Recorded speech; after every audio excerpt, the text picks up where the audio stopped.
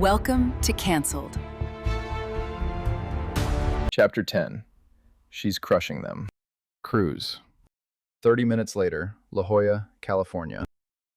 Eric Liang walks into my office 30 minutes later, holding coffee like it's just another Monday. I don't bother with pleasantries, just look up and cut straight to it. Evie Hartwell. I've prepared my case like I'm presenting to investors. Bullet points, hard data, and irrefutable evidence. This should be straightforward. Not qualified.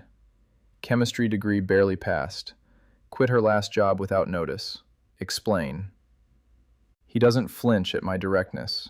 Instead, he nods calmly, sets his coffee down, and leans against the chair across from me. I tap my pen against the desk, the rhythmic sound filling the brief silence before he speaks. Eric raises an eyebrow. You want the short version? Talk. I lean back in my chair, arms crossed, ready to dismantle whatever weak justification he's prepared. He sits down with that irritatingly calm demeanor that makes me want to shake him until he shows some appropriate concern. She's the best hire I've made in 5 years. She's accomplished more in 2 weeks than most ops managers do in 6 months. I didn't bring her in to look good on paper. I brought her in to fix things that were hemorrhaging time and money. I cross my arms tighter, already skeptical. Such as, I need concrete examples, measurable outcomes. Give me something I can quantify. He taps the table methodically as he counts off her accomplishments. She built standardized, color-coded reagent prep kits for our CRISPR workflows. Single-use, pre-mixed, tightly QC'd. No more guesswork or room for human error. Every tech just grabs a green tagged kit for Cas9, blue for gRNA, and yellow for donor DNA. She even added QR codes that link directly to batch records and digital SOPs, so there's complete traceability. I blink, caught completely off guard. That's actually brilliant. Systematic thinking that prevents the costly errors that have been plaguing our lab for months.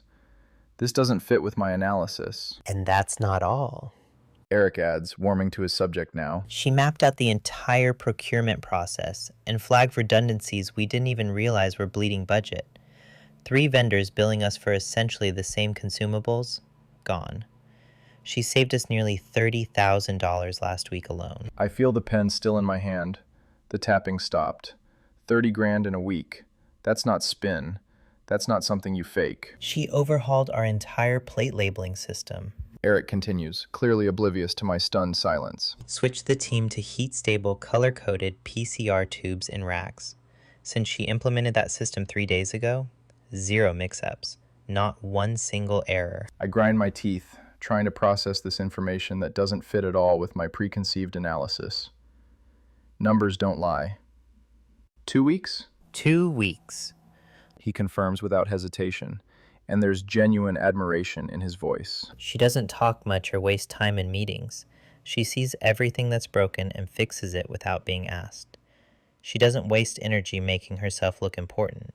She just identifies problems and solves them efficiently. I glance down at the table, then back up at him, feeling something uncomfortable shifting in my chest.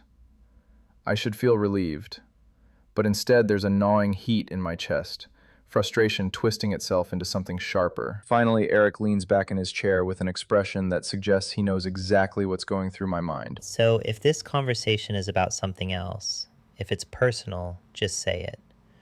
But if it's about her performance and qualifications, she's not just meeting expectations, she's crushing them. The word personal hits like a challenge.